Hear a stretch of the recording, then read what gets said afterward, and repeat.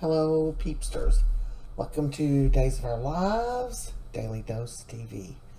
Okay, so this is covering the week of Monday, September the 4th, to Friday, which is today, September the 8th. Okay, I hope everyone is enjoying their beginning of their weekend. What's popping in Salem? All kinds of stuff.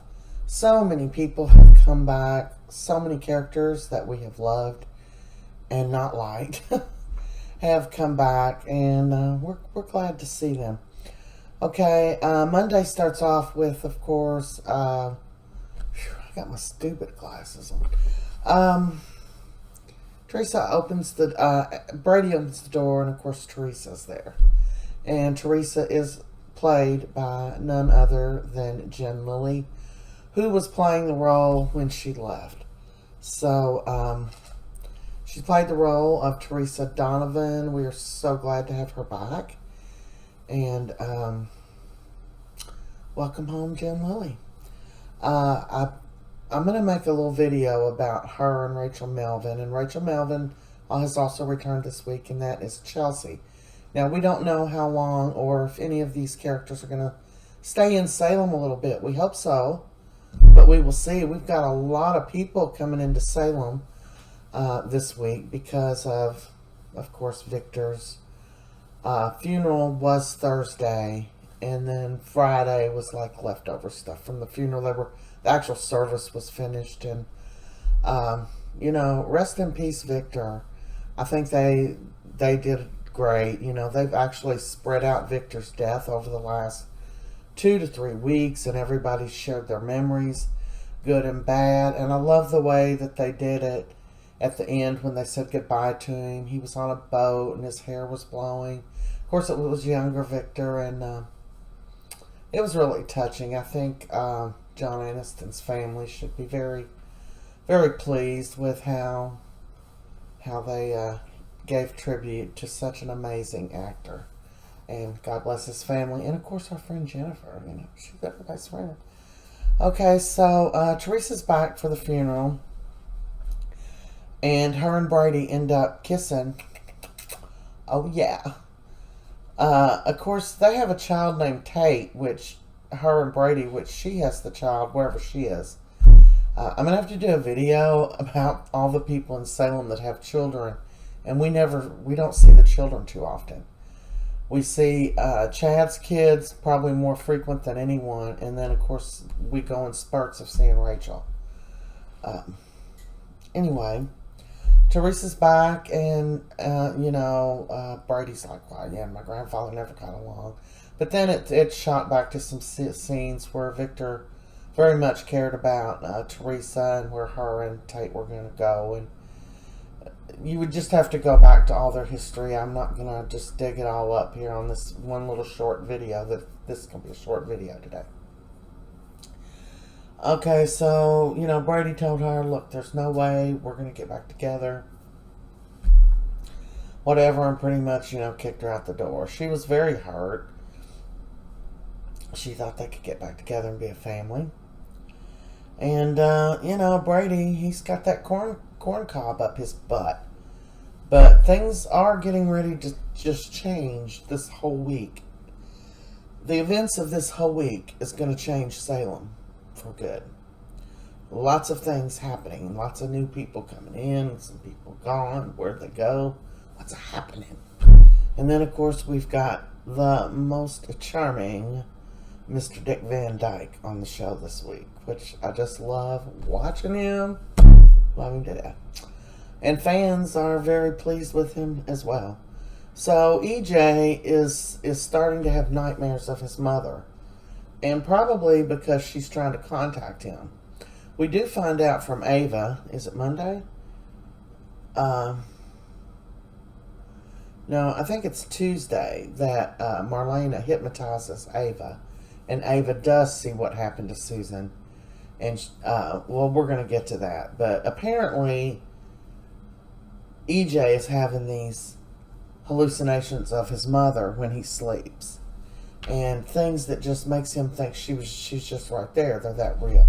So it's starting to bother him, and he feels like he has to get some justice for her, and he wants Ava dead. D-E-A-D. I said it. I meant it, dead. And she killed his mother, and he wants revenge. So he goes to Xander and offers Xander apparently a lot of money if he would get rid of Ava. He's tempted by the money big time, but he tells EJ, no, man, I'm just not up for it. I've already just rocked with guilt over Susan. I don't want someone else on my conscience. And Xander struggles to be a better person. And I don't like him most of the time, but he really does try to be a better person. And then evil people, or people that do illegal things. I don't want to call EJ evil because he's like one of my favorite people in Salem. But, he turns it down. He tells EJ, I'm sorry, mate. Can't help you here. I just can't do it. And, okay, EJ's pissed, but what's he going to do? EJ ends up hiring some professional, murderer for like a hit, I guess. He hands her this big stack of money. She guarantees him she's going to get rid of Ava. And anybody that tries to stop her from getting rid of Ava. And it will not be traced back to EJ. Okay, so Monday is when John Doe comes on the scene. And John Doe is none other than our beloved Dick Van Dyke. And he's confused. He says he's been searching for his son. He doesn't even know who he is. Marlena vows to get people to help him. They find out a little information, and Patch and John are going to get on the job, and they're going to find out who he is and who his son is that he's looking for, where his family is, where he came from. They're going to see if they can't help him out. So they start doing some research. Well, they find out that he is missing from somewhere. Is it a hospital or an old folks home? He's missing from somewhere. And that his name is Joseph Bell.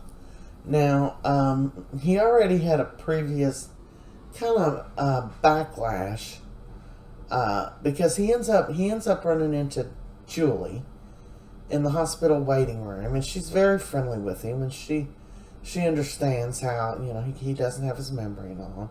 She's very kind to him, as the people in Salem are. They're nice people. So she's talking to him, and then she talks about how her uncle, was it Timothy? I think that's who she said, was in the service, and I'm not sure if that's the name she said. I'm sure I've got something wrote down somewhere. I took very few notes this week, so it's slim pickings. That's because so much of the airtime was taken up with backflashes of people and their time with Victor, and I already mourned Victor and John Aniston 6-7 months ago when he died. So I think it was a very nice tribute for the fans and stuff, but I'm done over it. Of course we will all miss him, just like we do Stefano. And Calliope recently died. If you don't remember Calliope, she was just a doll.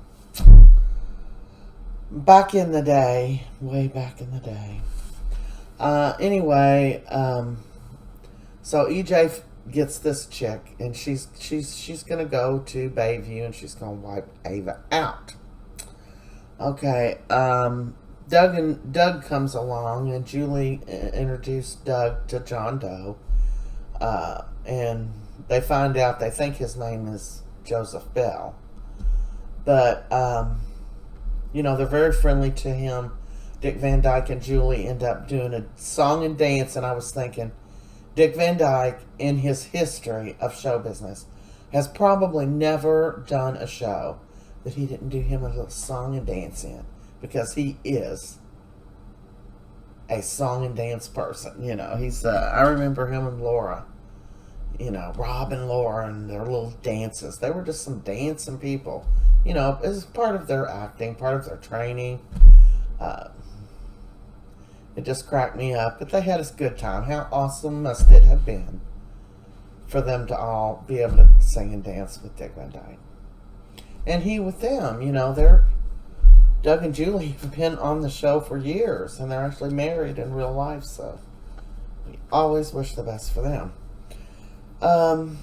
Ava. Okay, Marlena puts Ava under hypnosis. It's Monday. And she remembers that Susan is alive. But she lies to Marlena. And I'm not sure why. And when she told, and that's the end of Monday. So we move into Tuesday, and Ava tells Harris, you know, Susan's alive. She said, I lied to Marlena. And he's like, why did you lie to Marlena? If Susan's alive, you know, people need to be looking for her. We need to find out what happened to her. And I'm wondering if she isn't in Bayview under some other name because she had a memory issue herself. Or when she did get her memory back, or maybe she's just hiding to keep Ava from killing her. So, you know, Xander's still loose there. How does she know he's not going to kill her? How do we know?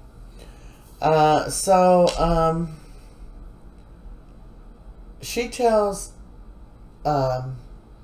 Harris that she remembered when Marlena put her under hypnosis, she was laying on the ground. She remembered everything went black, and Marlena said, well, you gained consciousness again. What happened to Susan?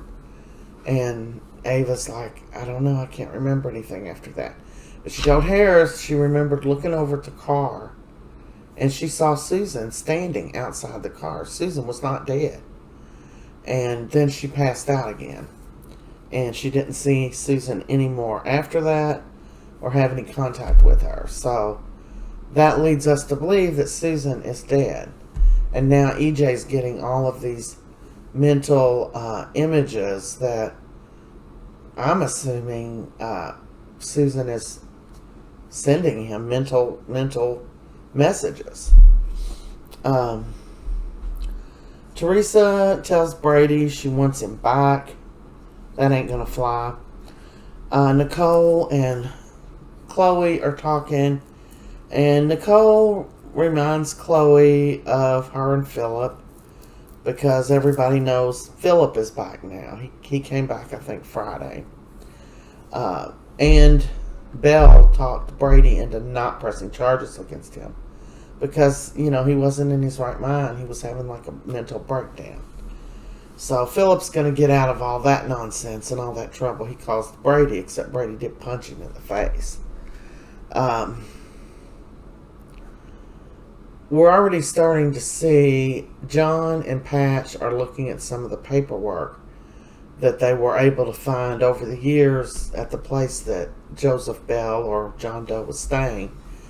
And John noticed that Joseph Bell was in the same unit as his dad. And he thought, isn't that odd? And he's like, he might know my dad or have known my dad. So they find everything they can about him. Wednesday, I've only got one thing wrote down. Oh, I got a whole another page. That's right. Wednesday, Talia and Chanel had a great date. They went bowling. They've been spending time together. And, you know, they've been getting a lot closer. Rafe is back on the job. Paulina got that stupid rule lifted, or it's going to be on a case-by-case situation. So, Rafe is back at work, and now, what's her name? Jada is saying, I would have liked to have had that commish job. And he's like, take it. You want it, take it. And then she says she was kidding, so who knows what's going on there. Johnny is having a long talk with EJ, giving him advice, and we all know EJ's not good at giving love advice. He already gave Chad some bad advice, got him in trouble. Now he's going to give Johnny some advice, and he told Johnny, you got to quit messing around. You need to go right over to Chanel and tell her your feelings before it's too late. And he says, you know, but I'm pretty sure her and Talia are starting some kind of relationship now. And he's like, she deserves to know how you feel. Just put it out there. And Johnny's like, I'm going to do it. I'm going to do it. So Johnny goes off to tell Chanel that. And he does tell her that. And right after he tells her, there's a knock at the door, and it's Talia, because Talia just got a job at the hospital. Kayla hired her. There are some stipulations because she does have a criminal record, but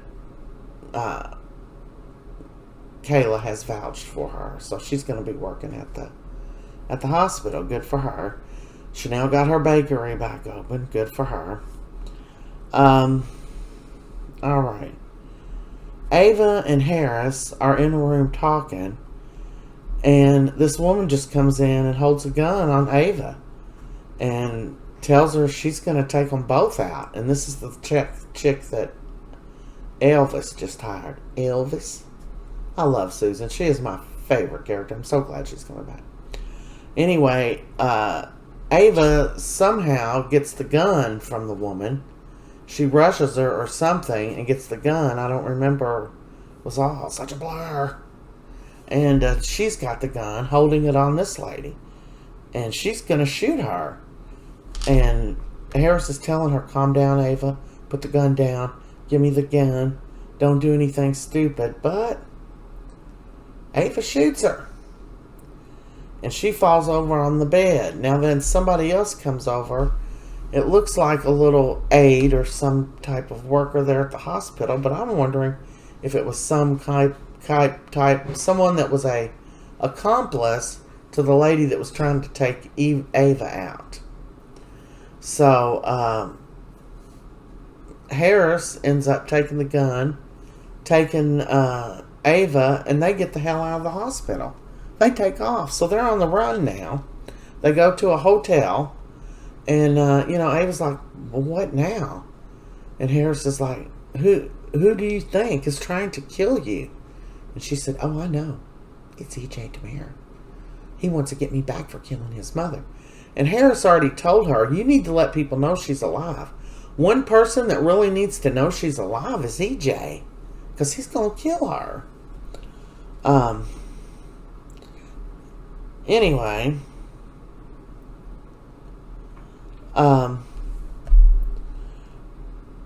Harris said she's still breathing, the lady. So the other person that first came in and had the gun on them called for backup, called for an ambulance and stuff. So the lady gets to the hospital and she's still unconscious, but they find the burner phone, and there's a lot of text with the burner phone, and they don't know who the number is. Now I hope EJ's also using a burner phone, or that's going to come back and lock his butt up. So she was still not conscious. So we don't know if she is going to live or die. Okay, Thursday, I didn't write any notes at all because Thursday was Victor's funeral. Chelsea came back. Chelsea's back. She's Bo and Billy's daughter.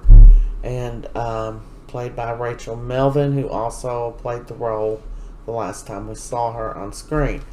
And of course, Lilley plays Teresa. I love both these gals. I'm glad they're back. I hope they get to stay. We don't know yet how long they're going to stay.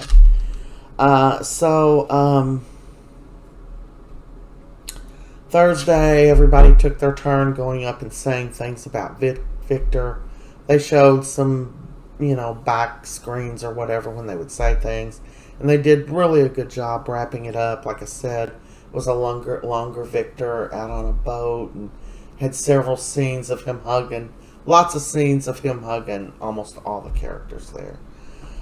So it was a nice funeral, and it already broke up. On Friday, we're going to move on to Friday. Wait a minute. Oh, okay. On Thursday as well, something else that happened beside the funeral is Tripp and Wendy made it to a hotel room. They had their night going downtown, and then they had a knock on the door, and they were all freaked out, but it was just room service. So they had them some food, they had them some fun, and now maybe they'll both pack up and get out of town because they might be sick. I don't like them. I don't like Wendy. I don't like Tripp. I don't like the characters. So, go on. So then we move on to Friday, which Friday we take off where the funeral's over. People are back at Victor's house. Sara and Rex is still at the service site. And Victore and Chloe are there as well. And Sara starts having labor pains. This was today. And she goes into labor like a mad dog. Next thing you know, they're putting her on a lawn chair type thing. She's all sprawled out with a blanket over. And Rex is going to deliver this baby. Xander is up holding her, letting her hold on to his hands. Well, he has one hand. Chloe has another hand. She's timing the contractions. She gives birth. Everything's going good. They didn't have time to make it to the hospital, but of course Rex is a doctor, and so is Sara. So, they could direct someone how to deliver their baby, if nothing else. Well, it's not their baby. She was getting ready. Xander was having flashbacks to when him and Sara lost their baby girl. She ended up dying after they had her before. So, he's having some flashbacks, and he says, "Let me hold it. Can I hold her?" So he's holding her, and Sarah's shaking real bad, and Rex is like, "You're shaking so bad. Are you cold? Are you nervous? What's wrong?" And he said, like, "Are you okay?" And she's like, "Yeah," and the next thing you know, she just goes unconscious. And I'm hoping, is Sara dead? I mean, is this what's going to happen? I mean, I don't watch spoilers and stuff because so many of them people just say stuff to you to get you to click on their video, and they're not really telling you what you need to know. So, I mean, I see different stuff go through. I haven't noticed. I have seen them carrying someone that might possibly be hurt to the hospital on a few of the screens from a couple of weeks ago when they were predicting a couple of weeks. So, I don't know. I hope she has not passed away. But that is it for this week. 22 minutes and 29 seconds. And that is a wrap for this week's Days of Our Lives. I will see you all in Salem.